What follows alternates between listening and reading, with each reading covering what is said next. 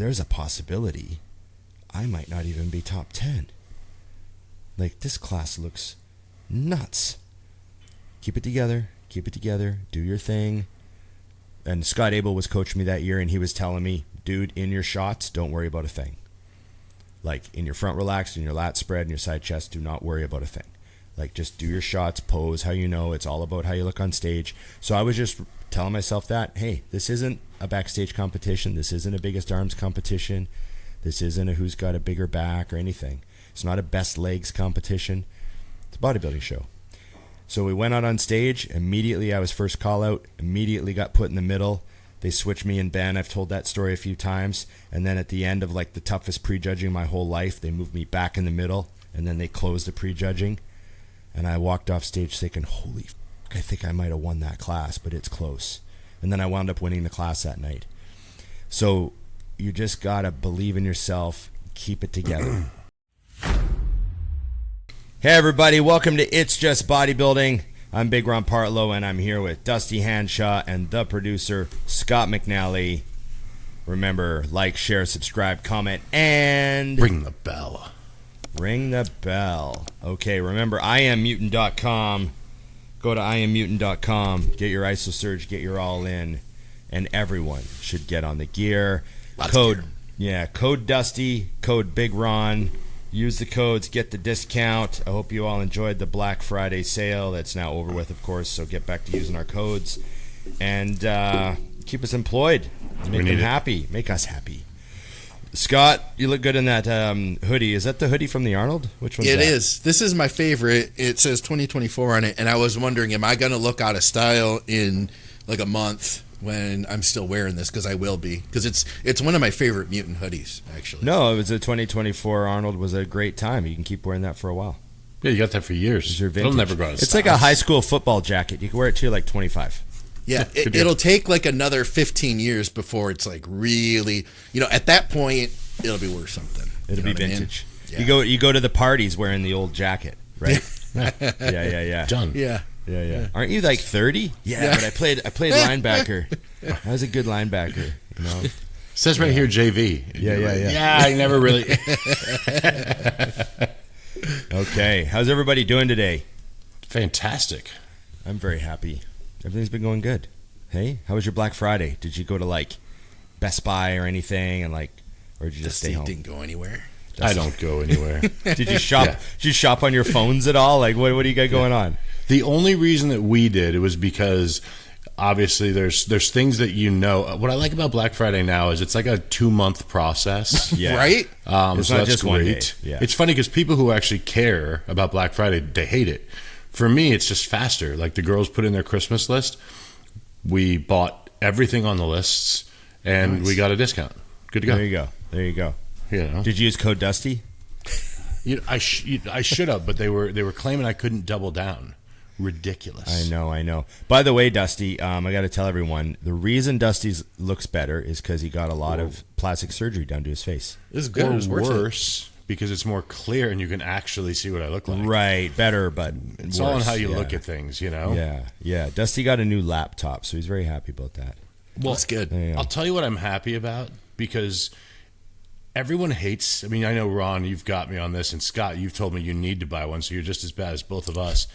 There's nothing worse than having to buy something you already have. Yes. I'm like, I have a laptop. It's right here. Yeah. And why is it not working the way I need it to? Like, we couldn't even use this studio that we're using because my computer sucked.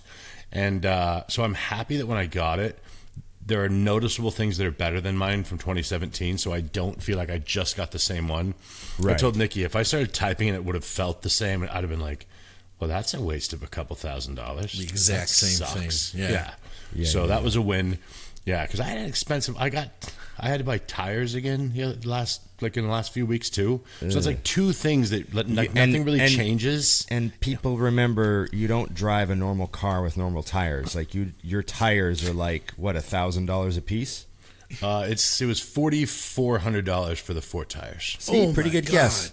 Pretty good guess, eh? Yeah. No, sorry, I lied. You got my mouth. $2,400. So it wasn't as bad as you said. No, it was like a little over $500 a piece. Yeah, but you know a guy. Yeah, I always know a guy. Dusty doesn't. Dusty's like Kramer. Retails for suckers. Yeah. I do feel like if you don't get a discount, you know, like you're doing something you're wrong. the reverse in life. I don't want to pay full price for anything I buy, or I feel like robbed. I love having all of our friends because I'll order stuff off of websites and I'm like, who has a code here? Someone I know has a code here. That's one. Yeah. Or you just guilt somebody into something. Remember that time I helped you and you said, "Hey, if I ever need anything." Yeah. You still work at Michelin? There you go. Okay. So what's the take today? It's end of the year. It's December now. It's crazy, eh? Fucking December? It's flying by, man. It's flying by. We got to put the tree up. We got the tree up at the gym, so it's nice and festive in there. Everyone's loving it. Nice. Okay. Top 5 physiques of the year. Is that what we're doing? Yeah, we're going to get in a lot of trouble with this one, I think. Well, yeah. I mean, like, first of all, we don't even know what we're talking about. Secondly, we are not the place you come for contest coverage. True. Third, there's a very likely chance we're going to name a couple of our friends. That's sometimes what you guys to say my name. Yeah. So, and of course, this is extremely difficult category. What do you say? Top 5 physiques of the year. I mean, Jesus, it's such an amazing year of bodybuilding. Like, all the shows were awesome. Yeah. Like, you know, I had to Google all the way back to the beginning of the year and see like who won shows this year. Like, I had to look. You know what I mean? So it's tough. But just like all the sports channels got to do their roundup, what are we going to do for top 5 physiques of the year? Who wants to start? Well, it's only 5. We got to cram them in. It's going to be a tight fit. I want to start with how I vote for these, because to me, I think of whose physique or what moment in bodybuilding I remember. If you remember back in the day, the year that Gunter took 5th at the Olympia. Right. He took 5th. But if this was a question back then, I was listening 2002. To him. You would list Gunter because he blew my mind. I mean, we're not even looking at him during the lead into the show. Nothing matters. Then he came out of nowhere. So with that, that's how I kind of put my thoughts in. And I'm going to go with the easy answer, but not for the reason that people think, which is Bumstead as an open bodybuilder. But the reason is that people are going to hate so bad is you can't deny what he did in 5 weeks. It just shows how much he was using a governor like crazy to stay in classic. And I love that. And again, perfect example. I just listed him as that moment and he did not win. And rightfully so. So I got to point that out. Like, I think Martin should have won. He did. Mm-hmm. But that's the one that jumps to my head really, really quickly. Right. Okay. Well, I feel like with that situation, that story, it was such a cool story, and we talked about it on the show. Obviously, there were a lot of comments, and maybe it was like people were so oversaturated with that story that by the time they watched our show, they're like, "Oh my God, can't you guys? Everybody, just please shut up about this." And I agree with you 100%. Like, in the scheme of things, smoked for it. You're gonna get hammered, but I'm with you, man. I'll take it with you because I'm with you. That was really cool, and I mean, it's just it was bodybuilding history, whether you like it or not. You know what I mean? And he looked incredible. It's not like he just did it and it was just a novelty. Like, wow, he looked really cool, and it was different. You know? Yeah, it was great. Okay, that's a fair pick. I'm gonna start with an easy pick, and I'm gonna say Samson. Obviously won the Olympia, showed huge improvements. Yes. Was over 300 pounds on stage. We now have a giant, monstrous Mr. Olympia again, which is kind of how I like it. Me too. And so, I mean, just huge fan of what I saw at the O and what he was able to do to his physique between like the time we saw him last time and this show. And this is such a great guy too. Obviously, this isn't about the personalities or anything. It's just we're trying to keep it about the show. But obviously, Samson makes a list of top 5 physiques of the year. He's Mr. Olympia, and he's everything that we want in a Mr. Olympia. You know what I mean? Just right from the front, relax. Just that Dorian style dominance in the front relaxed. Yep. That, you know how Dorian looked just standing in the lineup? Yep. That was something that I always thought Mr. Olympia should have. You should be able to look at the lineup. Like, you should be able to show your cousin the lineup of the top 10, and your cousin should be able to go, that guy won, right? Yeah. Yeah. You know what I mean? Like, I like it when the Mr. Olympia is like that. You show your cousin who doesn't know anything, the top 10 guys in the world. He's like, wow, these guys are great. That guy won, right? You know? Yeah. Yeah. And Samson had that effect in hindsight, and that's why he makes my list. Yeah. There's no question on that one. Okay, so that's 2. Do you remember at the Olympia, every time that one of the champions walked out, before they walked out, like the bass, first of all, the bass went like 3 levels up. It was shaking my fillings out, you know? Yeah. And then they would step up and you would see their silhouette first, and you're like, oh yeah, we know that's Lunsford coming out. You know what I mean? But I'm with you, Ron, that think about seeing next year that silhouette. Like, that does just look like Mr. Olympia. So Yeah. 100%. Yeah, okay. Let's go, Scott. All right. I played it safe. I'm going to go with classic, and I think I'm going to also predict that this is going to be our next classic Mr. Olympia is Mike Sommerfeld. I think we were all super impressed with him, and part of that is having been there in person, in the electricity of the show. Like, there's a little bit of personal bias in there because it was just such a fun experience to watch him compete. And then to hear that he's doing like heavy duty type, DC type training, that makes me like him even more, Right. And he's the only guy, isn't he the only guy to win, like to score a point against Bumstead for like the last 6 years? Yeah. Yeah, because Bumstead didn't have straight firsts. Yeah. And it's, I think, the first time Bumstead hasn't had straight firsts since he won his first classic. Didn't know that. Yeah, because like he lost to Breon twice, and then it was straight first, I believe. Straight first, straight first, straight first, straight first. And then this year, it was 9-6, I think the score was. So, or whatever it was. That was like, you know what I mean? that gave him the 9. Yeah, 6. so whatever She's the score was. high-fiving you while listening to this in her truck on Wednesday, Scott. I can tell you that. Or 9-7, She was whatever the hell all that works out about to. him at the show, as you know, because you're sitting with us. She was looking at shots, and she goes, I don't know. I just keep looking at him. Yeah.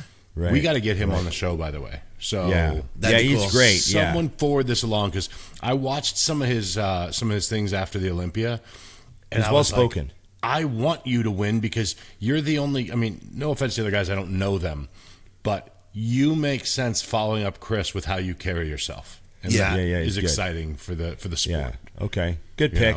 I do want to see Terrence come back, though. So I wouldn't be heartbroken if Terrence Ruffin made his comeback. He came back and won this next year. He had been as high as second in the past. So I wouldn't be upset by that either. But yeah. I won't be upset if Terrence comes back on the show. But if not, I will be upset. Okay. See that? Okay. Using it for myself as always. Okay, back to Dusty. So far we got Bumstead, Samson, and Sommerfeld. Yes. Well, we kind of discussed this, and I think that this is the route to go. But Hottie winning the Arnold and looking like concrete is something I have. I keep saying Hottie can't get better, and he keeps proving me wrong, and it's almost comical at this point. Right. And then he was second at the O. Yes. Yeah. So that's a fair pick. The guy who wins the Arnold and then gets second at the Olympia makes the list of top 5 physiques. Yeah. Yeah. Hard to I don't argue. think we're blowing anyone's mind with these choices. Yeah. No. Yeah. Scott's the only one that's given anybody anything decent to think about. Yeah. No. Hottie's a fair pick. Unbelievable. I remember at the Olympia thinking, like, we had that vibe at the night show that Samson was going to win, but then I just kept thinking, fuck, Hottie might win this. Yeah. You know what I mean? Like, when they would do certain poses, I'd be like, they might go with him. Like, they've done it before. I mean, they had him next to Rami, and they went with, like, you know what I mean? There's, like, all that stuff. So, okay, good pick. You can't not like that just incredible, nasty hardness. And he's got just so much freaking muscle, Yeah. So, the final person on the list is up to me? Yep. Uh-oh. You're going to take the biggest beating out of this. I think I got out of this pretty easily here. What if you used my suggestion, Ron? No, We're not so using there's porn stars? Okay. No, yeah. Insert a non, yeah. Sorry. Top physiques I had of the year. ideas. You said physiques. It could be anything. So there's a couple guys that are wrestling in my head for the final spot. Okay. And they're, I'd like to do a short honorable mentions list, but I've got one of them too. Yeah, so it's a difficult choice when you're doing top 5 of the whole frickin' year. I mean, there's all classes. Yeah, there's a few guys that came out and they showed like their greatest physiques of all time, and they stepped up a level and they shut a bunch of people up, and they, like Martin, obviously, did that. But I gotta go with Keon because when you look at Keon, to me, he looks like I said it before. I think he might have, we often think about Flex Wheeler and guys who had the best structure ever or the best flow ever or whatever, but I think Keon might have the greatest structure of all time. Yes. All time. And it's difficult to look at him and see anything, like any angle or line or anything that could be better. The taper, the side chest, where everything ties in. It's mind-boggling to me. He's only going to get better. He's like 10 pounds from his cap or whatever he told us. Mm-hmm. Obviously, that's not why I'm picking him. I'm just picking him on how he looked this year. But I thought this year he really came out, and like he said, he created that distance. And that to me, that is the top 5 of the year when you're looking at physiques. If you're going to show people 5 physiques and go, these are like my favorite 5 of the year, there's no surprise to see him on that list. Yeah. I love what he said when he was on the show about, because, the big question is like, when are you going to move up? When are you going to move up to open? And as much as I would love to see that, I love his response that he was like, you know what? The 212 division as a division has a lot of room to grow. And he wants to be the guy to really kind of give it more credibility isn't the right word. You know what I mean? But like more exposure and just overall, just exposure to the world. I love that that's his mindset, not to mention, man, he's the perfect 212 guy. So why not just keep doing what you're great at, Yeah. Mind-boggling that he's the guy who has most of the room. Like, right. Yeah. Like, obviously Clarita has the most room, but when we're just talking about like he doesn't look like he has room. Like, you know what I mean? No. Yeah. Oh, you lost me for a sec. Okay. So what do you think of that? Are people going to hate us? You can begin typing your comment with, I can't believe you forgot. I can't believe you didn't name. Fill in the blank. Yeah. Okay. I was going to mention Martin as my honorable mention because I don't think, here's the thing. And I had actually messaged this to him. I was like, dude, good luck at the Olympia. I want you to know, I don't see you as a dark horse because everybody I know is expecting you to do incredible. And like I said, that's what I figured too, but still to crack the top 5 was, such a surprise. Like that was a really cool storyline this year. Yeah. I was going to say an honorable mention, but the only reason I didn't list her is because I expected of her, and that's Drea.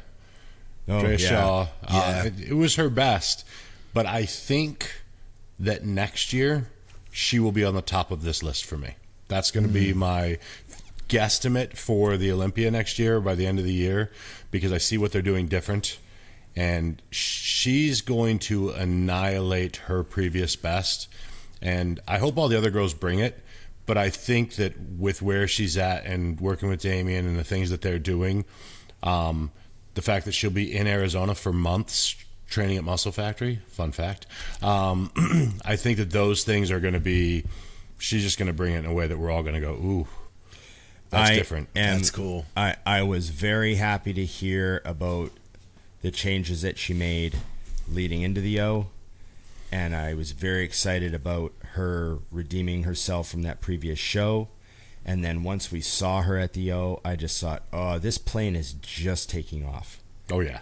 And you know, I agree with Dusty. I see what she's doing now, and I'm like, okay, good. Keep doing this all year, pound away. Right. I feel like this was her Arnold 2002 moment where people said, she's slipping.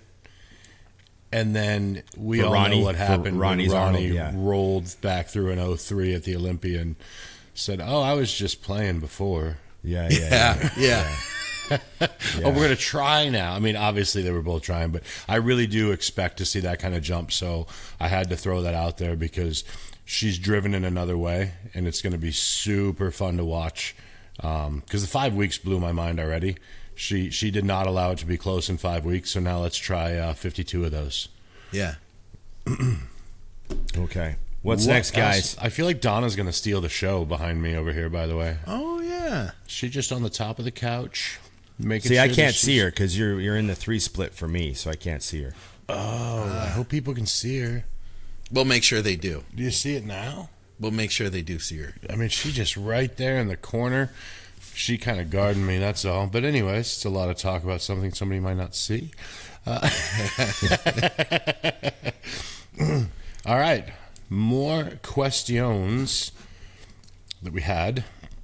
Ron had that good one about training. What was that about, like the top set, back off set question in your story box? Yeah, so this is good because we've sort of talked about this, like what's the most and least volume you've ever done?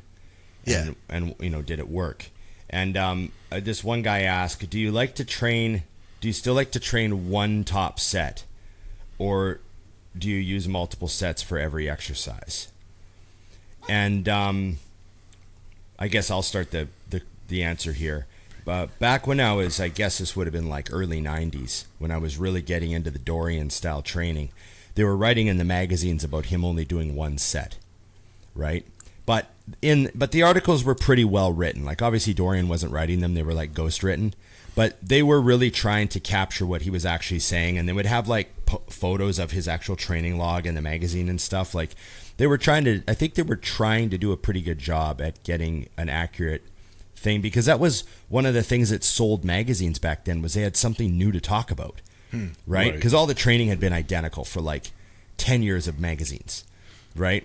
4 sets of 10, 4 sets of 8, 4 sets of 12, like, that sort of stuff. And then they had this new guy who just had this different take. So I was reading everything, and I remember reading Dorian's articles, and they would say, like in the early days I would do 2 sets.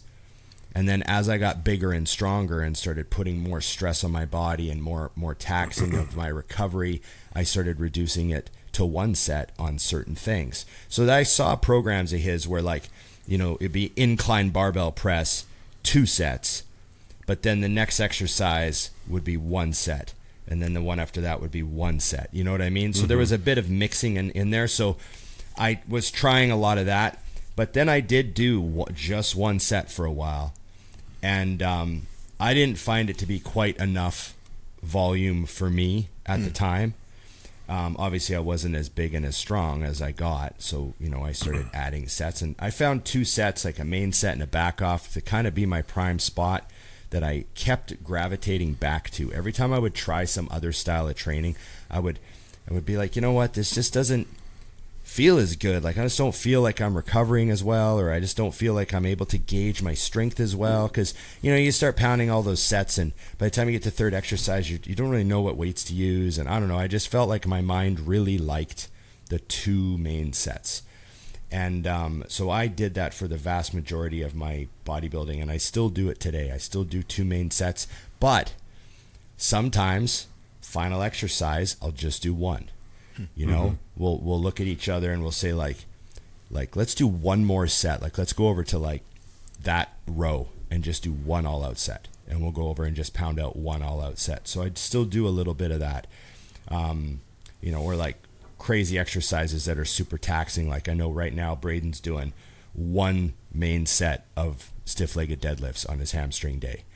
Because there's several build-up sets as well, so there's a bit of volume built into there that we don't really talk about, because it's not like our main factor. But he's going up to like almost 200-pound dumbbells, so it's like by the time you get up there, you've already moved a whole bunch of weight, and you're really in the groove, right? So that sort of thing. But yeah, that's kind of how I feel about the one set. So I don't know. What do you guys think? Scott, shoot.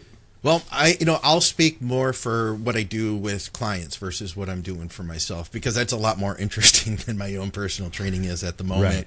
But I've got some guys that I work with who are doing high volume, some guys that are doing lower volume, and it all depends on what their intensity level is like, because sometimes I'll have, and I've said this before in some of the programs, that, a new guy comes to work with me and they tell me, yeah, I do top set, back off set.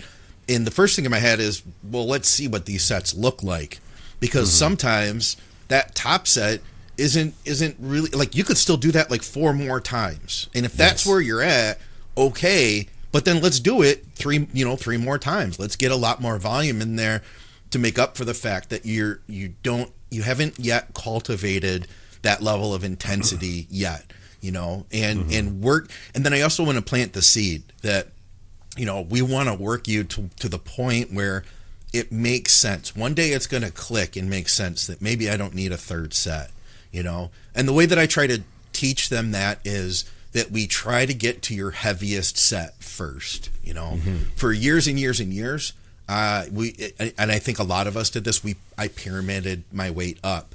But when we got to the point where I combined warm-up sets with, like maybe 10 to 12 reps, then as I got heavier in my warm-ups, reduced the reps to those feeder sets, to getting to that one, like, ultimate, the heaviest thing I can do. And after you've done that, I mean, if you've gotten the trigger for growth from that, we've done a novel stimulus, then how much more do I really need? And maybe we'll get a point that we don't need to do the 3 sets or the 4 sets. But until then, if that's where you're at, more power to you. What we can't make up, or what we can't get in intensity, we may be able to make up for in volume to a degree. Yes. And another thing is, females I tend to give a lot more volume to. Okay, yeah. Because they're not using the big, huge weights. So there's just not, like if they're squatting 135, I'll have them do like 3 or 4 sets with 135. Well, they're like, hey, can you get 8 to 10 reps 3 or 4 times? And then you'll see on the last 2 sets they're really grinding, and because it's just not, like, it's different than a guy squatting 5 plates for 1 all-out set. Yeah. So yeah, I see I totally agree. I was just gonna say that the exact same thing you said, Scott, which is if somebody comes to me and they want a progressive overload program, and the first thing they do, very common if they've never done it, is they look at it and they go, I don't think this is going to be enough. Yeah, on paper it looks like nothing. Do you train hard? And they say, very hard. I said, okay, let me know tomorrow. And if they train the way I need them to train, it's enough. Okay, yeah. If they train in a way that they're telling me that wasn't enough, then I have an answer. And like you said, your job as a coach is to make it work, with the eventual goal for me to get them to the point where they can do progressive overload, because I just don't believe you can do a true progressive overload in high volume, even if your intensity isn't as high. There just comes a point where I just don't think you can do it, because for progressive overload to work, you need to have that switch in your mind that allows you to find a way to get stronger without changing the rep range, without changing the cadence, without changing the range of motion, without changing how long you're waiting between sets. And that's a switch in the brain. So as far as the way I did it, it's real simple, and I still live this way, which is it's 1 set if it's a rest pause, because that's arguably 3 sets. Right. And it's a top set and a drop back on everything else. And then same thing, Ron and I just did it today. I got done, and because of my knee, I can't do like real heavy rows or anything off the ground, so I did them off a bench. And I got done with my last thickness movement, as I call it, and I was like, there's a little something left. Let's go do the explode pull down and just do 1 set, be done. Yeah. Because you can just tell, like with our experience, I know if I leave now, it's early. And if I had done my usual and that last thing would have been bent over barbell rows, I wouldn't have needed another one. Right. So, yeah. Okay. Very, very simple. I have a question, and this one might incite a riot. If we didn't already. Oh no, this People are is still serious mad about business. So be prepared. In the entire world, are there more doors or more wheels? Oh. Huh. Like literally? This isn't Yes. some metaphorical. No. Metaphor. Who are I you see talking opportunity everywhere. Yeah. It's not that. And these are man-made. More doors or more wheels? Well, that's actually a great question. More doors or more wheels? I think of every car, right? But I think of every office building. Oh, yeah. Right. But also don't forget, every car has doors. Yeah, exactly. Yeah.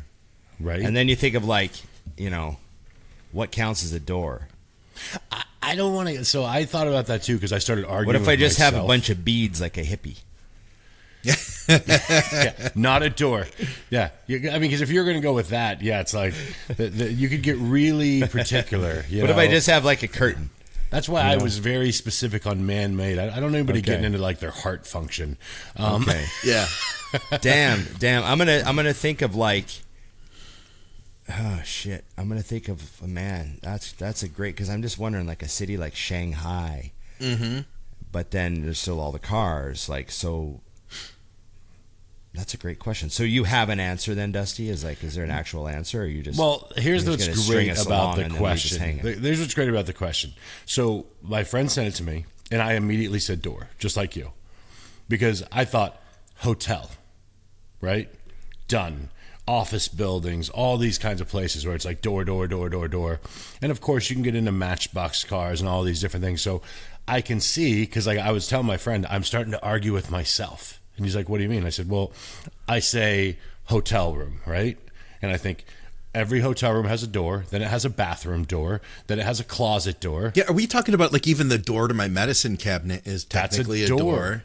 Well, I mean, I think about things you can walk through just to make it like lock down more. Thank but you. There's still a lot. But then I was like, wait a minute. But then every one of those hotels also has a chair with 5 rolling wheels on it. Son of a like, you know what I mean? Like an office chair. But so what I loved about the question is I went to Google finally after I said I'm sticking with doors, and it said it's probably doors. Even Google's like, I ain't touching this.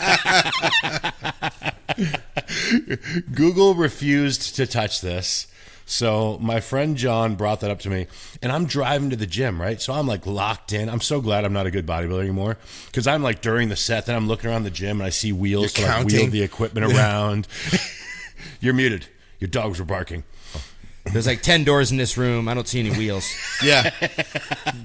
Yes. So he sent me that one, and then he sent me the other day, do you think you've walked up more stairs or down more stairs in your life? And I'm not doing your questions anymore. They don't have real answers. Well, that one was easy for me because it was asking me, and I'm like, well, no, definitely down, because if there's an elevator, I'll take the elevator up. Yeah, but I'll walk down. Right. And sometimes I walk down the escalator, but I don't walk up the escalator. Exactly. I just ride that thing to the top. That bitch just gets ridden. Exactly. So Right, that one was right. easy. I was like, I'm going to go to your original, but...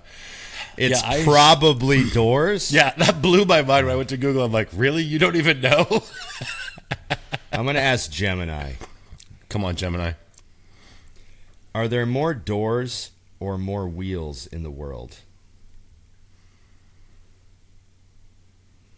Yeah, well, it's difficult to give an exact number. It's estimated there are around 42 billion doors in the world. This number comes from analyzing satellite imagery and population data. When it comes to wheels, considering all the machinery, vehicles, toys, and furniture around the globe, it's likely that there are significantly more wheels than doors.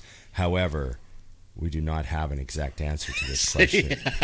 None of these people can give us the answer. All right, Even guys, AI, even the robot overlords Yeah. can't refuse to sort touch this it. shit out. Okay. Yeah, I had to Okay. go there because my friend John, he was team wheels right from the jump. Huh. And he's just fighting, right? And then he goes, He goes, we're doing so good, and he's arguing with some people in his work, and he goes, and these fuckers just said the heart valve is technically a door. Oh, no. I said, no, it's got to be man-made. That's cheating. Right. So 8 billion times 4. Yeah. Okay. All right. So yes, that's my question that no one cares about that bothered me. Okay. I got one. Do you wish you could compete at one more show with no injuries? I wish I could live without injuries. Yeah, just for every the day. time it would take to prepare for a show, but I don't want to do it.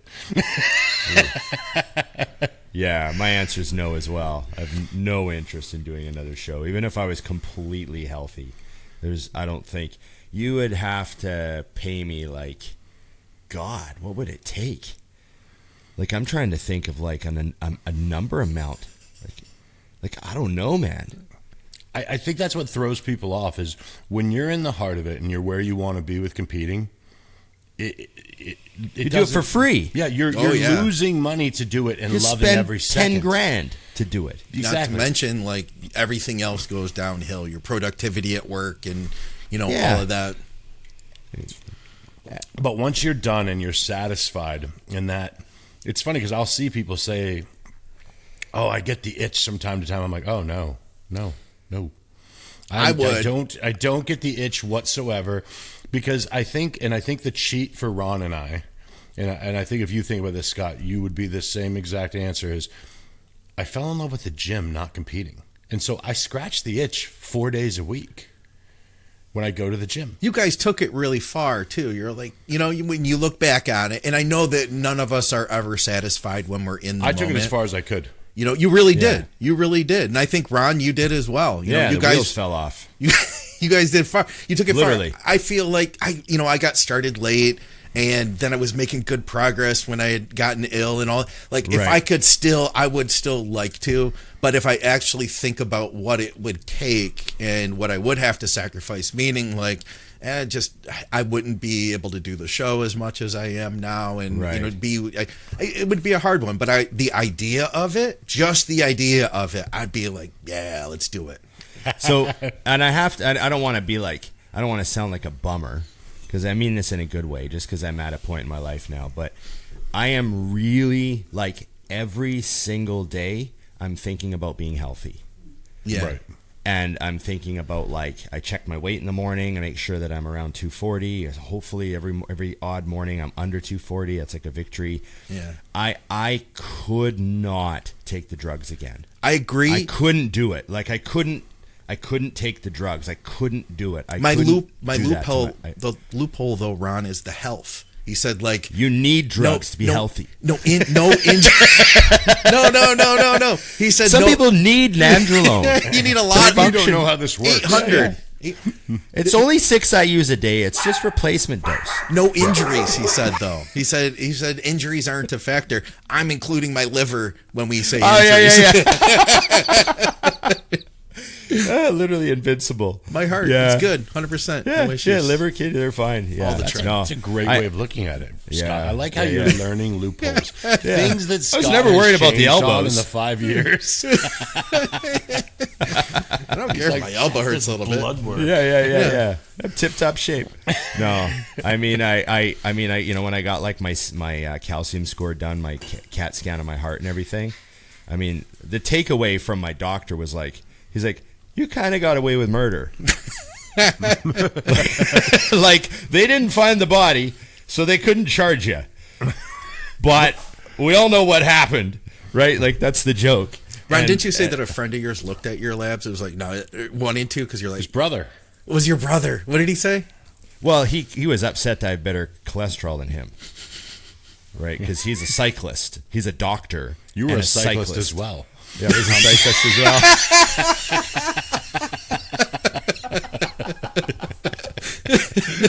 Sorry. It was good. No, but like, we're talking about cholesterol, and he's like, my LDL's really high. I can't figure it out. And I'm like, oh.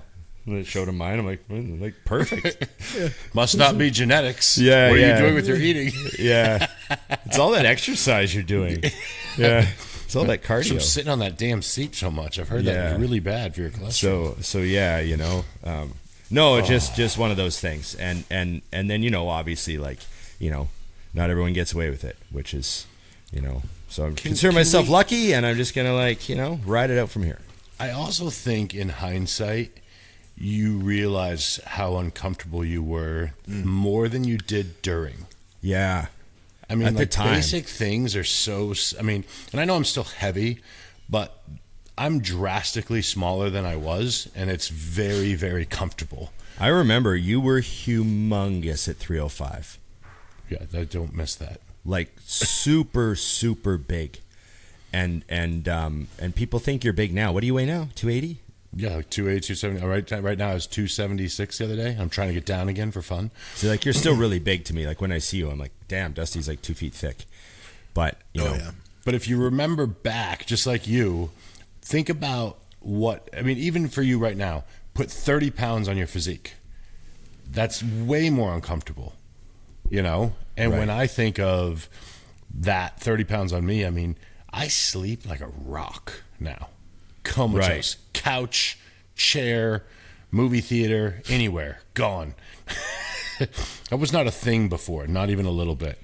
So, yeah, I think of all those things as well when you think about competing. The rest of it is, I do miss dieting down and getting, like, going through that hell. That was fun. I just sent you a picture that my friend Val tagged me in this photo.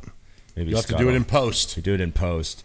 But it's me flexing Guy. So I'm legit 320 in that photo. Oh, my God. Because I remember going to FIBO that year. That's in FIBO in Germany. And You're also in really good shape for 320. Not bad. I was full, super full. I was on the OmniPens. Nice. The good old days. But yeah, like I just like look at that and I'm like, what the fuck? I like how Guy is covering Flex's arm with his hand. Yeah, so he did that. Well, you dropped the photo in post, but Guy was pissing Flex off because we went to take a photo, and right at the last second, Guy covers his arm, and Flex goes, "Fuck off!" He goes, "Take it again," and then we smile, and he covers his arm again. He goes, "Fuck off!" And he goes, "You got to take another one." He keeps covering my arm. Covers his arm like. He just was relentless, and Guy's just dying in that photo because that's like the 5th photo that he's covered his arm in. Yeah. Anyways, good times. Classics. Those are classics. Oh, damn it. I got to go back. I hate when I go away from this because I don't actually have them saved, but I wanted to look at this question. Let's see. There it is. If Ron and Dusty were to compete in a comeback show and they had to use Scott, Skip, or Barry for their coach, who would they choose and why? Do I get to skip load? Damn right you probably would. Yeah. Kind of always wanted to try that. Oh, man. I don't know. Me and Scott are good friends, and I mean, I think all those guys are great coaches. Obviously, Barry's awesome. Like, how many people's Barry's helped? Barry helped that have kicked ass. He's great. He does well. He's a good coach. But I mean, Scott and I are good friends, and I think that see, the thing with me is I think I would have a hard time taking advice from other people. Yeah, I know that what would you be mean. difficult for me because I've been around so long and I've kind of set in my ways. But I think with Scott, I'd have a good rapport with him, and I think that we could find a way to work together where Scott would be like, I really think you need to do this for a week. And the truth is, it would probably just be like a partnership more at first, especially where we get into a groove. You know what I mean? We'd be like, right, Ron, what do you normally do? Okay, let's start that. Right. You know what I mean? Yeah, let's start with that. Let's give it a week, see what your weight is. Yeah, that sort of thing. I think that's how everyone starts with a better, like I shouldn't say better, with a more experienced client. Yeah. I mean, even with new clients, when I ask for them to send me what their nutrition looks like, even if they haven't competed before, if it's pretty solid, I'll leave it for a week or two, almost identical, and then make a small tweak and leave it for a week and then start to get an understanding of how their body reacted to the changes. For me, though, I already know, and I knew this one immediately, was I would go with Skip because I've seen his stuff for so long, and I know my physique and my body. I don't need carbs. That was loud. I'm getting a lot of deliveries today. There was a lot of Christmas shopping. Anyways. Okay. It's all coming together. Okay. I have my front door is glass, as you've seen, Ron. Yes. And the dogs can see out of it. It's not good. Okay. But anyways, no, I know that I would do really well with him because I can deplete real low and be fine.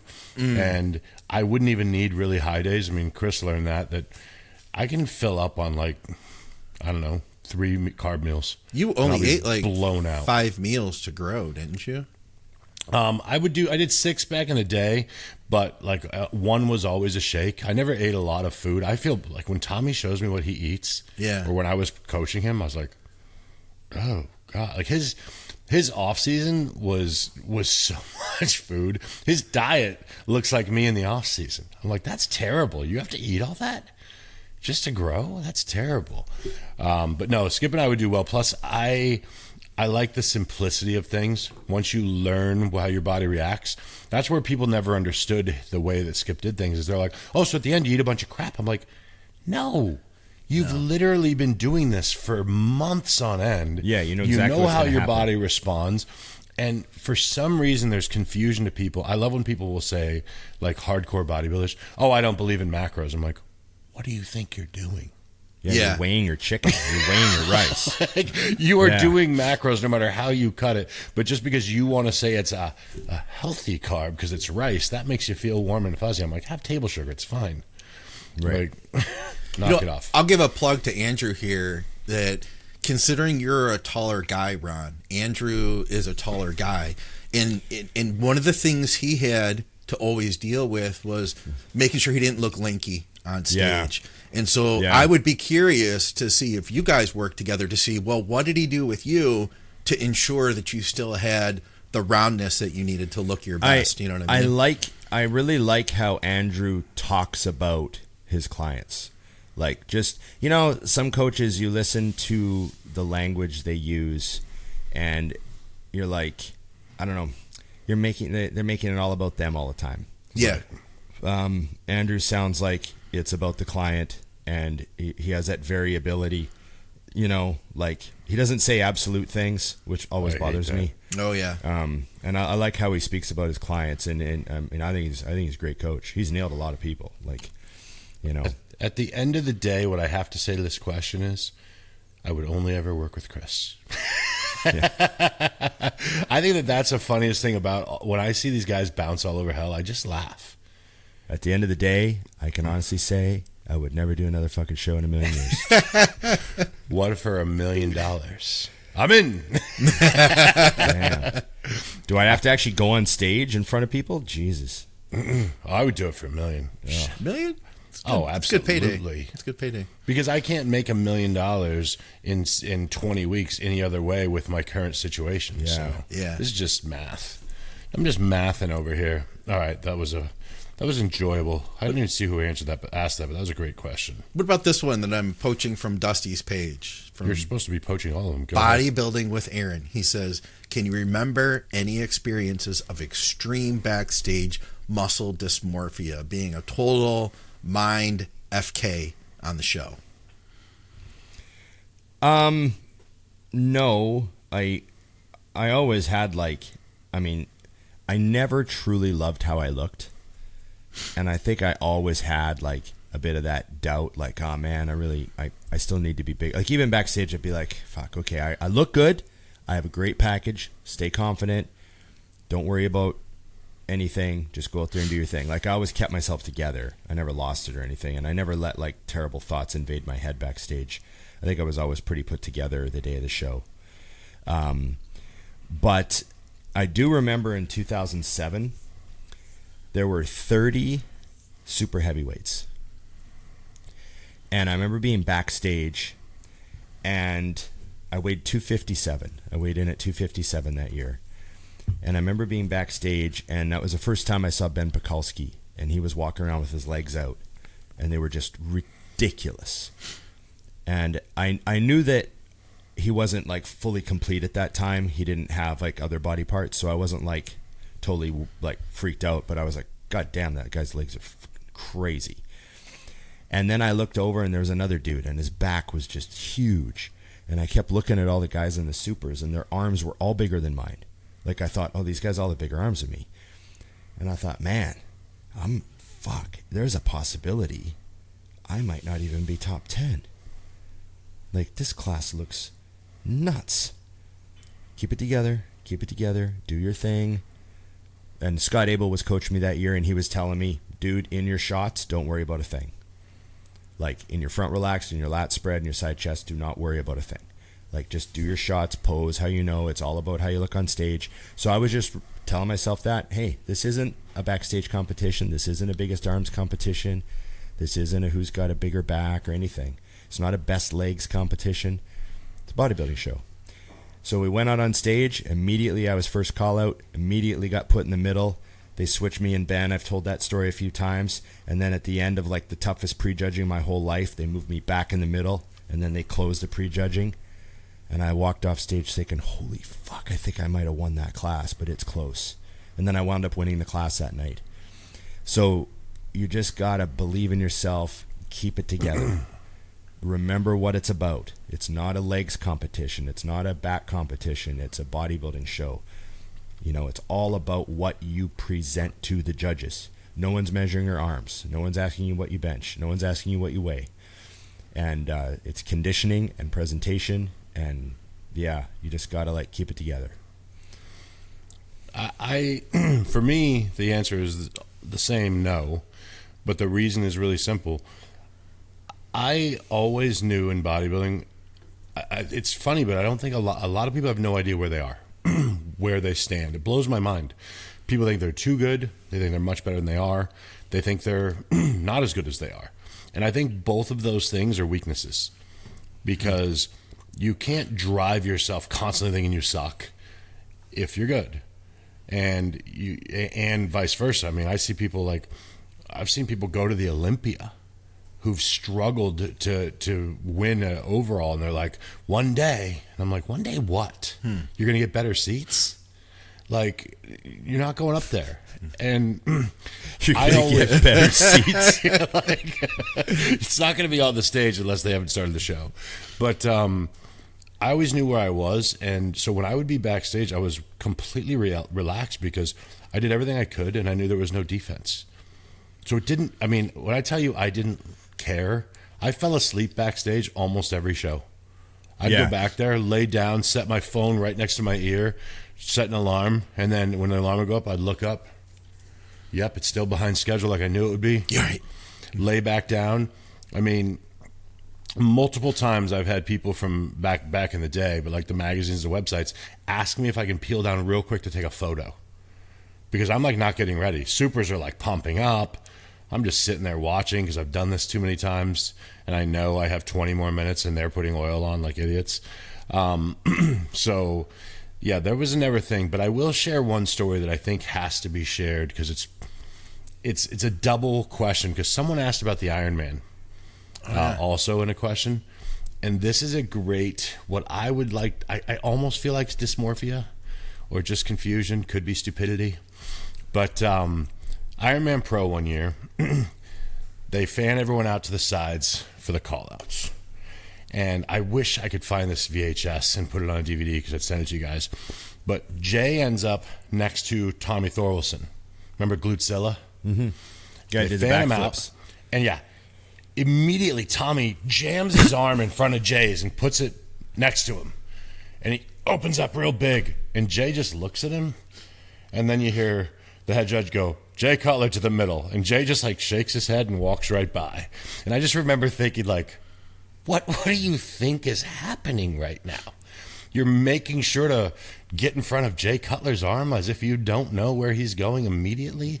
Because this was right after, that was the year after 01. So, you know, when he was just annihilating everybody in 02 at all the shows. You know, he won the Ironman, then a week or whatever later he won the Arnold. Won like everything and didn't go to the O. But that was the funniest, like, to me, that was just one of those things where I was like, you should probably know your weight class. And that was a muscle dysmorphia to me. I'm like, you realize that at this level, they already know who they're calling. Right. They're not looking at you right now. But yeah, my advice for Aaron is just that. Know your preparation, that you executed flawlessly, and then turn your mind off. It's just, you know that you guys both know this as coaches. When a client says, "Oh, I'm stressing out. The show's in 2 days," I'm like, "Please don't do that because you're going to ruin everything we've worked on." Right? Yeah. I need you to, like, stress is the Antichrist. Don't do it. Have you executed everything? Done everything as planned? Okay, don't think. Just chill. So, game changing. I'll tell you too, at the state level, it's never the biggest guy before the show. You know, it's never the biggest guy who wins. And I would kind of put that in my head because we all tend to at times have that lack of confidence where it wants to creep in, but I just tell myself, like, I'm just going to be the leanest guy up there. And I spent, whatever it was, 20, 25 weeks ensuring that the day of the show, I was going to be the leanest guy on stage. That was like going to be my trademark. And I don't care how big you are, I'm going to be leaner than you. And I'm going to stand out because of that. And it happened more than once. Like the biggest guy, it's like you worry about him. And then the second you see him, it's like a relief, Okay. That was good. There's memory lane on that one. I'm just looking through my questions. What do you have? There was a Ron question. I considered a Ron question. What was it? What does that mean? It was like, what's the one movie you could watch again for the first time? Oh, I did see that one. Yeah. What if you could watch any movie that you've seen in your life for the first time again? What would it be? For the first time. So it's like you'd get the full reaction again. So I'm just trying to think of, like, there's obviously lots of movies where I watch it. I'm like, oh, that was awesome. That was what I thought it would be. You know what I mean? Like the first time I watched, like the Star Wars trilogy, the original Star Wars, and all this sort of thing where you leave the theater all happy and stuff. But I don't think I'd pick one like that. I think I'd pick a movie. That shocked me because I like that feeling. Holy shit, that was good. And your brain is just scrambled. And the next 3 hours when you're sitting at the restaurant after eating, you're talking about it with the people. You're like, what the fuck did we just watch? And the movie that comes to mind, and it only works if you go to the movie having not seen the trailer and knowing nothing about what you're going to. You're only going to it because someone called you and said, dude, you have to see this movie. You really need to see this movie. And that's what happened to me when I went and saw The Matrix. I was thinking that too, man. That movie changed everything, really. So I was heavy into prep for a show, and I was going to college full time. I was not watching a minute of TV. I was not listening to a minute of radio. I had absolutely no idea what was going on in the world. I had class all day, I was eating, and I was on the treadmill every morning at 6 a.m., and I was training twice a day sometimes, and I was just absolute hibernation contest mode, possibly the deepest hibernation of any show I ever did because I wasn't watching any TV at all. Like I didn't even have a TV in my house. I was living in my friend's basement. I had no TV. So I had no idea what was going on. And my brother called me one night. He's like, how's it going? I'm like, good. He's like, dude, I just went to a really good movie, and I think you should go to it because you like sci-fi. I'm like, oh, what? And he's like, Keanu Reeves' new movie, The Matrix. And I'm like, oh, okay.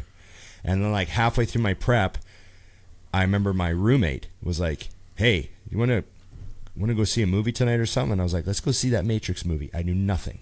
Yeah. And I just was sitting there taking that movie and going, oh, what the fuck? And it was awesome. And I want to rewatch it again, actually, soon. We talked about it. It's due for a rewatch. It's 25 years old now. Wow. I've seen that so many times because it's one of my go-tos, the Matrix trilogy, to just throw on my phone for when we travel overseas. Because sometimes I don't like the choices that are on the screen. Right. And I have so much time, and I can always fall back on those. And it's fine, even though I know them so well. I'm like, it's fine. Right. I mean, I enjoyed a great choice. I enjoyed number 2 and 3, even though they were criticized by people and they weren't as good.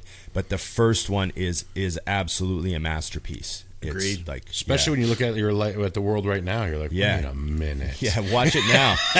Watch it now. Yeah. What do you mean you pardoned your son? Anyway. Not There's me a over lot here going obeying on. all the laws because my dad's not the president. There's a lot going on. There's a lot going on. There were all those little things, like remember the cat? It was like, whenever you that's have a déjà deja vu. Yeah, it's a glitch. Yeah. It's like, wait a minute, is that really happening? Yeah. I'm with you 100%, Ron, about the fact that, like, we went and saw Gladiator this weekend, the new one. Gladiator 2. Yeah. Yeah. And it was good. It was very, like, I heard it very was entertaining. I was very happy with it. But had we went to dinner, we wouldn't have talked about it because there was nothing to talk about. We saw it. We were both there. It's fine. Yeah. You know, I like you, I'm the same. The movie that comes to mind, and it might have been my age also, because it's not the best movie, but the movie that just left me like shaking my head was The Sixth Sense. Oh, yeah. When it all comes together at the end and you're like, they got me. Oh, no way. They like, how did I miss this? That movie, and it's, but that's an example of a movie that I have never seen since because I don't have to. Yeah. It's ruined now. So that's why I would like to see that again. Whereas like Fight Club is on that same angle. Oh, yeah. But I can watch it and look for more because it really is deep. And I still argue with a couple of my friends about it, about the fact I still believe that he's the only one. I don't think anyone else existed. Right. You think it's all a figment of his imagination. Yeah. Yeah. The whole thing. And it was, so we argue about that because, of course, there's arguments on the internet. But that's the only movie that hit me that way. And I was like, cool, now I never have to watch this again. If you watch The Sixth Sense again, you feel like an idiot. Because they're jamming it down your throat the whole time. Just jamming it down your throat, and you're not picking up on it. You're not picking up on it, and it's like completely your fault that they take you for such a ride. Yeah, It is funny though if you look it back that way because you're like, it got everyone. Yeah, it got everyone. No one before the end went, he's dead. Yeah, yeah, they got you good. They got you good. Another movie that got me good. Because I have a friend who loves to ruin movies for himself, and he doesn't realize that's how I see it. To him, he's like, I'm smarter than this movie. But in my mind, I'm like, you're ruining it for yourself because you're putting so much work into trying to beat the movie. Yeah. And then he'll beat the movie. Sometimes it's 2 minutes, sometimes it's 1 minute, sometimes it's 20 minutes. Or an hour even. He'll beat the movie. He'll figure it out. He's like, that guy's not real. That guy's a figment of his imagination, and that girl's going to stab him in the back. And he'll be right, but the satisfaction he feels in being right, to me, is not nearly as satisfying as just allowing them to tell you the story and just take it in, go for the ride. I like the ride. You know what I mean? Me too. And I thought Shutter Island was mental. I don't think I saw that. Oh, that's one of DiCaprio's best movies. Okay. Agreed. It is awesome. And when you watch it and just let them take you for a ride and just let them tell you the story, it's you leave the theater going like, whoa, I gotta reevaluate. So she knows this is coming because she's, I'm sure, listening to this now. There's somebody in my house that can't help but do this. Just the other night, they're going to burn that house down. 2 minutes later, they burn the house down. But she says she can't help it. She's like, I can't help it. It's just the way my brain works. I just see it. I figure it out. Right. But she can't stand like the Tarantino stuff. We were talking about that. What was that Once Upon a Time in Hollywood? Her brain, because like there's no way to track that. Like I don't know what it is, and that leads me to my movie, which it's not like the ending, the suspense thing, but Pulp Fiction for me was the movie that somebody at school, I was in high school, and somebody was like, hey, Andy, this alternative kid was like, hey, go see Pulp Fiction. I was like, what's it about? And he's like, just go see it. That's all I knew about it. He wouldn't even tell you. Just go see it. And it had just come out at the mainstream theater at that point. It was playing at like the indie theaters. Just went to the mainstream theater and went to see it. And of course, we all know, for any of us that's lived back then, just like The Matrix, it was like a game changer for movies, you know? Yeah, no one had ever, well, I mean, there've been a million art house movies or whatever that had done crazy stuff, but I had never seen a movie that told a story in that way. Yeah. And I mean, I was a Reservoir Dogs fan, so I knew who Tarantino was, and I knew that he was like this like new style of filmmaking. But Pulp Fiction was like, that was a level up, and the how everything was disordered, you know? Yeah, I love that. But I didn't have a hard time following it all. I was like tracking it immediately. But I went with a friend, and he was like confused. He's like, I thought that guy's dead. I'm like, dude, they're back before. Yeah. He's like, oh, like he just had a hard time with it. But man, I loved it. I thought it was, when people ask what's the most fun you've ever had in a theater, I've had that question before. I quite often say Pulp Fiction. That entire movie to me was just a fucking ride. We saw that in the theater multiple times. Yeah, I went more than once as well because I had to make some other friends go. Yeah. I remember asking someone, what's it about? And they said gangsters. And I was like, oh, okay, I'm in. Gangsters. I like gangsters. That's a really loose interpretation of that movie. Right. You know, like all sorts. Yeah. It's about a couple that has a hard time. Anyways. Yeah. Honey Yeah. bunny. Yeah. That's great. Any of you prick, move. I'm going to every last motherfucking one of you. Yeah. Yeah, there are countless movies that I think of now. When you brought DiCaprio in, he's had a lot of great movies. Like, I loved Inception, and a lot of people didn't. But I thought that movie was great. Yeah. You know, just a classic. Oh, man. All right, back to more. I had actually a good bodybuilding question for you guys that just came up 6 hours ago. Okay. That's new. It's been up for a whole day. How do you fix a wrecked metabolism after years of yo-yo dieting? Can your reverse diet fix this? And if so, how do you do a proper reverse diet? Well, damn. T3. I mean, if you... Lots of T3. Yeah, lots of T3. Go on T3 for the rest of your life. There, problem solved. Next question. That was easy. Kidding. Well, you have to get... First of all, I'd say you have to get some thorough blood work to see if you actually have, like, a wrecked metabolism, right? Like, are your thyroid levels all screwed up? Or you have, like, all the... Because, you know, like, that's a real foundational thing. If you have great thyroid levels and your T3 is good and all that is functioning, that's like a huge relief. There's a whole bunch of stuff that isn't actually going wrong in you. Scott probably has a lot more to say about this because he lives with Smarty Pantser that ruins movies. But you know, make sure that you're, you know, depending on your blood work, if your hormone levels are good and you think you have a wrecked metabolism, you're not as far down the tube as you could be. So I think you just have to be really consistent for a long period of time. You have to, training heavy and hard is a huge factor for getting your metabolism going. Try to get your strength going up. That's the thing. If you're getting stronger, that's a huge plus. And you really have to be dedicated and consistent with your calorie intake, you know, and it has to be reasonably high enough that you're not triggering any of like the, you know, starvation effects or whatever you did to get there after the crazy yo-yo dieting.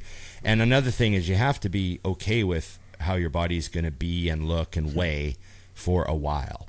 Like you have to, like if you're trying to get to 140 pounds, women, or trying to get to 100 and whatever, you're going to have to just be okay with being 160 for a couple, like even a couple of years sometimes. To get your body to be like, we're okay. The trauma's over with, you know? That's my experience and my take. Don't do another show right away to try to fix it. You just make it way worse. Don't do whatever you were doing before. You just make it way worse. But yeah, that's my take. What does Scott have to add? Yeah, I think you nailed like really everything, man. I mean, I can't help but also just to say, you know, everything you said about the really comes down to patience. You know, that it's not going to be something that you can force. It's going to take possibly a long time. You know, or who knows? You might be responsive to it. This is the kind of thing that Victoria works with a lot. You know, she kind of helps a lot of people that are kind of broken, or to try to get them back to health after they've been competing. And I've seen it take quite a long time. But the patience, and like you said, I think the huge one too is that accepting your situation, kind of where you're at, and trying to lower those expectations. I can't add too much more on. I feel like you nailed it all, man. The only thing I was going to add is, which Ron touched on, but he's just so Canadian compared to me, is I feel like, so I've been prepping people on some level since 2001. I've only had 2 people come to me who we truly had to go through the process. Most people that are in that scenario where they have a wrecked metabolism that I've found, it's not that. We get right into it. Like you said, check the blood work, check these things, everything checks out, and they're under eating or they're overexerting. Like there's just things that are super easy fixes. So my knee jerk would be to hire a professional for an amount of time to determine if you're even correct. Because like I said, I've had two people where I looked at their blood work and everything, and I said, hey, so here's the deal. If you trust me, you're probably going to pay me for a year before you really see anything. And I'm going to explain to you through more and more blood work what we're doing. But if you can't do that, don't give me $1, because you will not be happy. I cannot get you losing weight in the next few months. Are you okay with that? And fortunately, both people that I had did the long game, and then they don't use me anymore. They don't have to. We got their body back to healthy. They're on their way. So just keep that in mind, because I do think that that's a big mix. And when people start to struggle, they bounce around a ton. Yeah. Oh, I'm going to do this, and then that didn't work for 2 weeks, so I'm going to go do this. And I'm like, 2 weeks? And then the big one, which I'm going to give Ron some love on, and is Nikki, when she had done preps before, hours of cardio, really low food, also ridiculously dumb diets. Wake up at 3:15, have 2 of these at 3:17, have this, all that nonsense. This diet was the easiest prep of her life because she trained her face off, which I helped with. Yeah, that's the bottom line. And then with that, she executed the cardio correctly, and all of a sudden, the girl who has a hard time leaning out doesn't. I just don't think most people know how, if you train your face off and you're eating just below what you need, you drop. I mean, she was never starving as far as calorically. She was starving because her body was tearing through it. But it's a huge thing that people. I wish there was a way to teach what intensity is, because everyone's preps would get easier if they trained the way they're capable of. I thought of one more I'll add in, and that's and this is something I come up across more often with females than with males, is the scale. That like the progress we're looking for isn't always on the scale. The losing weight each week isn't really necessarily the goal. So, we can be gaining muscle, especially if they were eating real low, and then we work the protein up, and then they're listening to you, Dusty. They're training really hard. There's going to be points in time. Yeah, the scale may go up, but you're actually looking leaner. You're feeling better. Your clothes are fitting better. Progress pictures are continuing to improve. Sometimes that's going to be the way things look. So learning to redefine what progress actually is important too. And I think that that's where a good coach comes in handy. I even had that myself. I had my first contest prep. The guy for my gym who was helping me, the scale stopped moving. And obviously, we put in some Tren at that point too. But the scale stopped moving for 7-8 weeks. And I'm like, dude, man, I'm not getting leaner. He's like, shut up, smack me upside the head. I don't usually do that to my clients, but that's what I needed at the time, was just to be like, shut up, dude, look at you. You're getting better. Yeah. Yeah. It's always fun when someone's weight doesn't move for weeks and they just get harder and harder and harder. Yes. Yeah. And then what happens every time is their next off season, they're like, oh my God, I'm leaner and I'm 15 pounds bigger than my last off season and I'm leaner. Yes. Because they muscled up during prep. That's always fun. Yeah. Facts. Let's see. I was hoping we get one more Dusty's got one more. solid one here. No.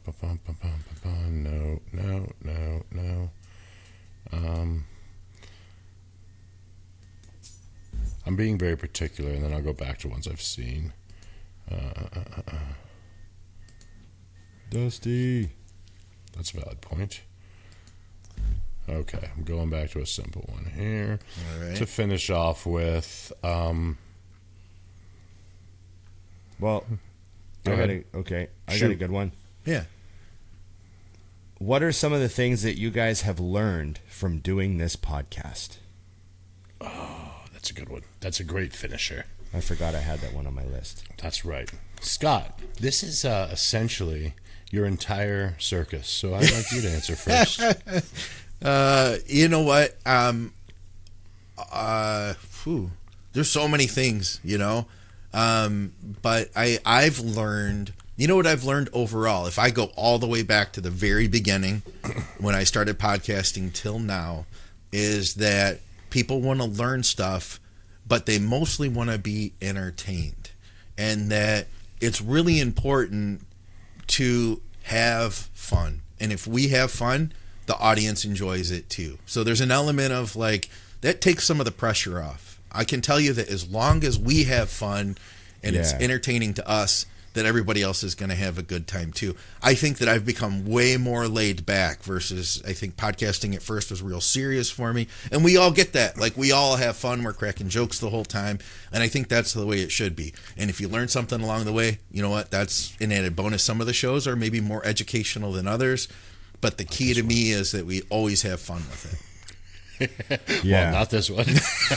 Some of the episodes. He meant the other shows. Some of the other shows. Shows like Scott Stevenson, guys. These guys are... Yeah, exactly. Yeah. But trust me, you're learning a lot more if he's speaking than Rod or I. Yes. Yeah. You know what I mean. Yeah. I was actually agreeing with you. Ron, shoot. Well, I always find it interesting, I think I still have a little bit of that in me, Scott, where I think sometimes we'll do an episode and I'm like, okay, that was a lot of fun, but I don't know if we gave them much of value. Yeah. And then someone will message me and go, oh man, that episode was great. I'm going to listen to it again. I'm like, oh, okay. I guess I really like that one. And you know what I mean? I think I'm still I'm kind of my own harshest critic. There's lots of stuff that I do and say that bothers me in hindsight. I'm like, oh, I wish I would have, brought that up or talked about that for 5 minutes or whatever. But then the plus side is someone will message me and go, I'm really glad you talked about that because I was thinking of that. And, it made me realize I got it pretty good and I shouldn't be so down on myself or that sort of stuff. When you get those positive messages from people and you realize that, they're connecting with, we all have so many of the same experiences because we see life through this lens of being a bodybuilder. And that's really just, we're helping to bring people together who see their life through this same lens, from the experience they have going to movies to just hanging out with their friends to how big of a part of their life the gym is and how important it is for them to stick to their routine and just just all the experiences we've been through, and they tie everyone that listens to the show together, and that community that we don't sometimes realize that the show provides for people, and that's really awesome, and that's what keeps it going. I've had people who don't understand, my siblings or whatever, they don't really get what do you have a podcast? What do you mean? What do you know what I mean? That sort of stuff. I'm like, it's hard to explain. So you talk about bodybuilding? I'm like, well, we just sort of talk about a lot of stuff. I don't know. Kind of.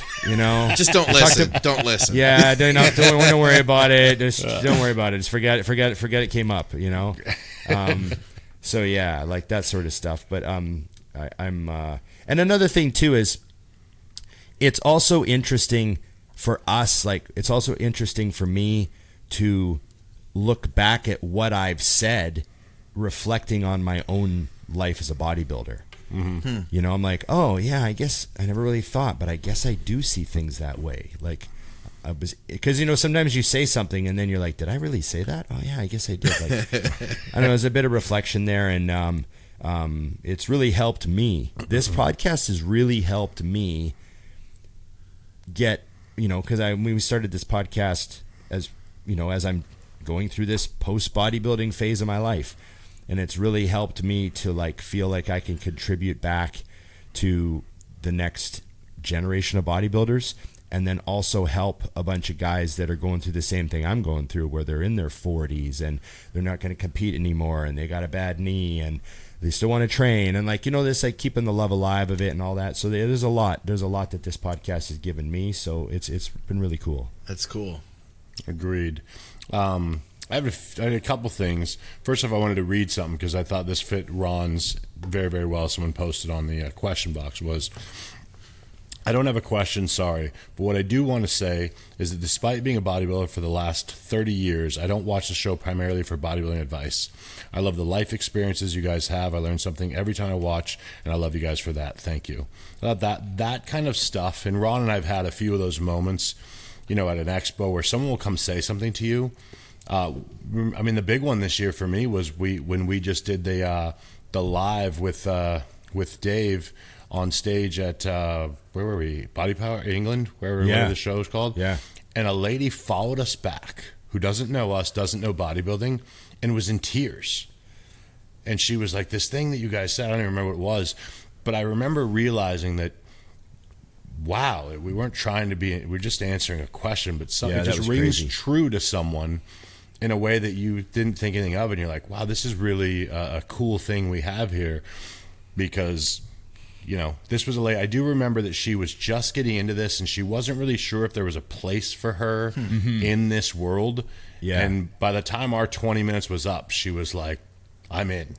This is for me, and you guys let me see that. And I remember she walked away, and I was like, I need a minute. Like, whoa, that was she was wild. Emotional. She was emotional about how she didn't know if anyone in this world would accept her because she was new, and she was like, wasn't she like in her 30s or something? Yeah, she had a couple kids. Yeah, really. And she was super nice. I kept new up to with this her world, and like didn't know if this world would accept her. Like, you know, is these fitness people going to accept me? You know, I'm new, and I don't know, something that we said. I don't quite remember, but I remember just being like blown away with how she felt afterwards. I was like, wow, this is awesome. Like, so. Yeah.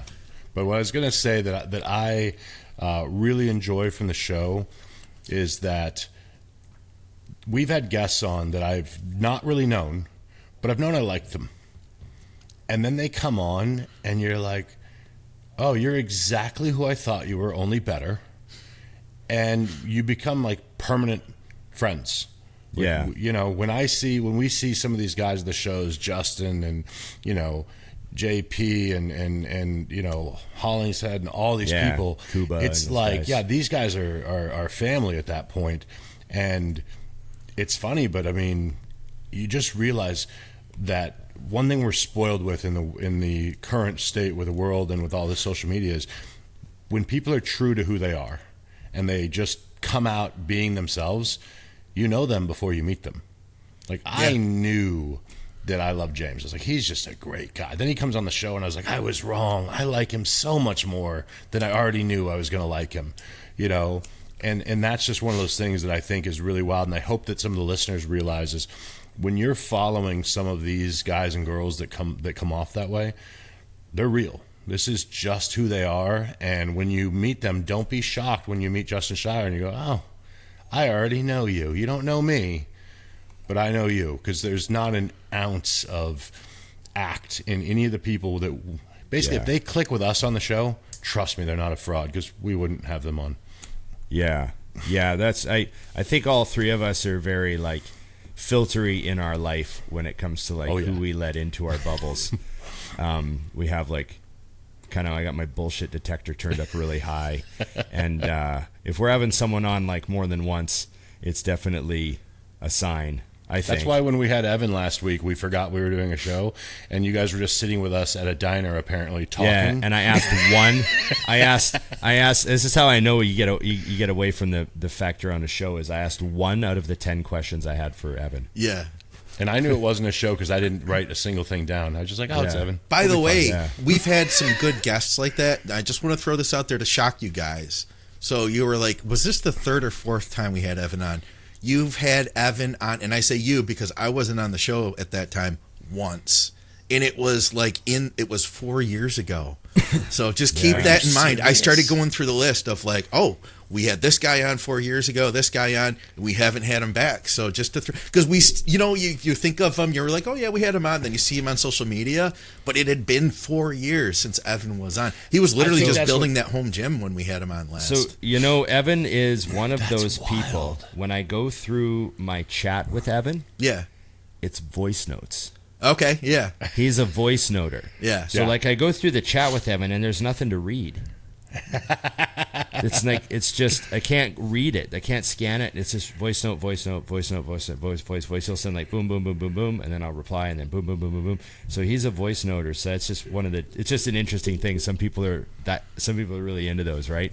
Yeah. But that's I think why we feel like we know him, because I feel like I've talked to him a million times. Yeah. Well, that's why we thought we had him on the show, because we communicate enough off the show you forget. Yeah. So yeah, it's cool. But plus, it's not as easy as it is with Justin. Like, you just count the shit stories, and you're like, okay, 3 times. Go. Because he never tells me shit stories when we're just like at a show or anything. He saves them. And he's always coming up with a new one. Yeah. Every year. Oh, Jasmine's proud. Every 500 to 1,000 meals, he'll have an incident. So I'm jumping on a trampoline. We're getting ready for work. My dad's waiting in the truck. So I was like, I gotta do jump on the backflip. The backflip is the greatest of all. That is such like a 16-year-old kid thing to do, and his dad's just like, "What the are you doing, kid?" You know, he was already late. Yeah, 1 second. Right. Just one more. I just flip. gotta do a backflip. Do a backflip. Then as he's mid-flip, For those of you who don't know what we're talking about, go back and watch the most recent Justin Shire episode. Oh yeah, good stuff. Okay. Well, is that it? We did pretty good today, guys. I thought so. Okay. Thanks to everybody for joining us. The last 5-minute club. You got a little extra visual there. Relive. I like that you threw the yeah. We like to have some flipping fun. motion with his hands. We like to have fun. We really appreciate you guys, and I really like that we ended on that topic, because we do want to let you guys know, like, we appreciate doing this show. Like, I'm really glad I have this outlet for myself. You know what I mean? And it's a lot of fun. And remember, like, share, subscribe, comment, and ring the bell. Yes, and we have more guests coming. We got some people lined up, some pretty cool guests coming up. And I know some of you say you should have more people on, and that's what we're going to do. So, and we got more reactions coming. We're excited about that. Remember, IamMutant.com. Go on IamMutant.com. Use the codes Dusty or Big Ron, alternate or whatever. Or just pick one of us and just ignore the other. We don't care. Either way. And do your thing. Everyone needs their ISO surge. They're all in, and everyone should get on the gear. What are you doing? Gear. I'm geared up. All the gear. Okay. Thanks, everybody. And remember, it's just bodybuilding.